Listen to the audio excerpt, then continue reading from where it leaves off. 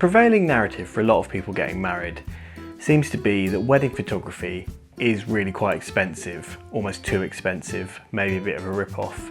I think that's an understandable position because we all take photos every day, and I think people sometimes don't understand the leap between what they do and what is required at a professional level, and quite how significant a change that is.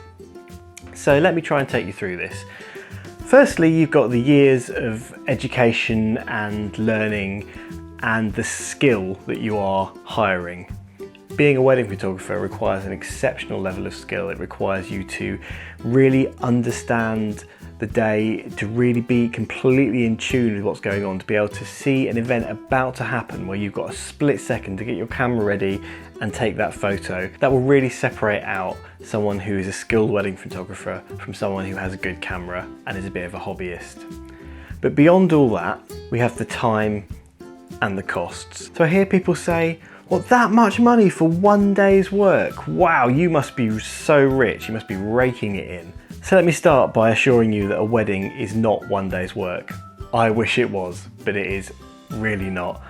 The majority of the work really starts after the wedding's happened, but even before the wedding's happened, you've got pre-wedding meetings, you've got emails, calls, you've got invoicing, you have quotes, you have prepping for the day, packing your lenses, formatting your memory cards, making sure your gear's packed, you've got to charge your batteries, sort out your journey time.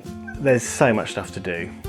The day itself can be 8, 10, 12 hours on your feet all day, carrying heavy stuff around. It's physically intensive, it's also mentally intensive, and it's also extremely risky. You have to get it right. There's no reshoots, it is one day. You are there to shoot it. You cannot go back and redo it. You have to get it there and then. You have to be that good. There's normally a few hours of travel each way, but mainly it's in the post-production. It takes a whole day just to edit down the 4,000 odd shots I've taken to about 400 or 500 to give to the client. But then we've got to process them, which is probably around about 40 hours work, each individually working on each photo. Then they're sorting out the uploaded albums of those, making small versions for Facebook. I'll make a little video as well to go with that. There's sorting them out onto a USB, getting that sent out to the client. And then you have albums and prints and anything else the client wants. There's a lot of work involved in a wedding. And so there should be, because your wedding photos are the thing you take away from the wedding. Everything else is fleeting, apart from the marriage, hopefully. But the flowers, you know, they'll be there on the day, they'll die. Your wedding dress, you're not gonna wear that again. Probably. The food gets eaten, the drinks get drunk, the venue is enjoyed, but then people go. What you have are your memories, and your wedding photos are your memories. They'll be there in 20, 30, 40, 50 years. They'll be there to show your grandchildren. This is what you should invest in. You need to invest in that. That is what you take away from the day. Otherwise it fades away from people's memories and it's gone. So back to the pricing. On top of all the time and skill, there's also all the costs involved.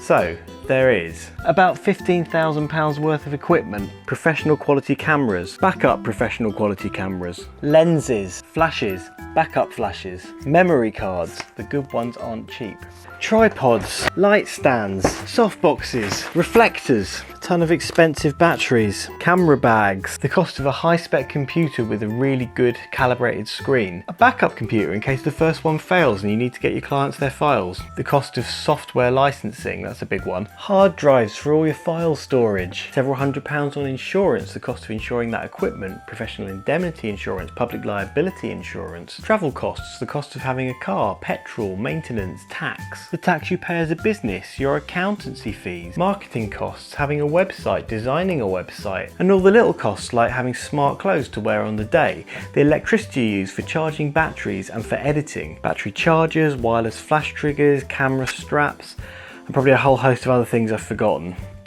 Basically, there's a lot of costs, so what you're paying for is the skill, the time, and all the costs the photographer has to account for. I'm going to finish up telling you a story about two of my friends who got married way before I became a wedding photographer. They were trying to save on costs, as everyone does. Everyone's on a budget, So the bride-to-be said to me, you know, we're not going to hire a photographer. We've got someone who is a photographer, and they're going to come along and they're going to bring their camera gear and they're going to shoot the wedding. Sounds reasonable, but it turns out this guy wasn't actually a photographer. He just had a DSLR. He took the shots on the day, took ages to get them to them, and they are truly awful. They are really awful. He didn't know what he was doing.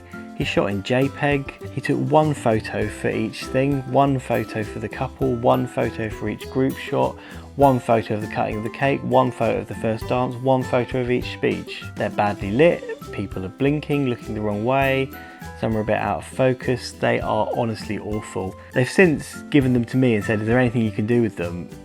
But really, there's nothing. And I had to say, you know, sorry guys, there's really nothing I can do with these. I need something to start with. It's really awful, really. And I think that is the biggest regret they have of their life, and they talk about it a lot.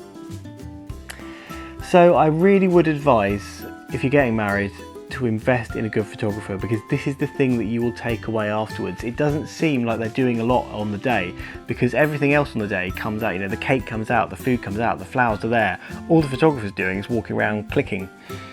But it's after that that you get all your photos, and it's that goes on for years and years afterwards. And that really should be the thing you invest in, because to save a few £100 here and there, in the grand scheme of things, when it comes to remembering your wedding for your life, it's really worth investing in. Those are my thoughts as a wedding photographer. So if you have a different opinion on this, let me know down in the comments, and I'll see you next time.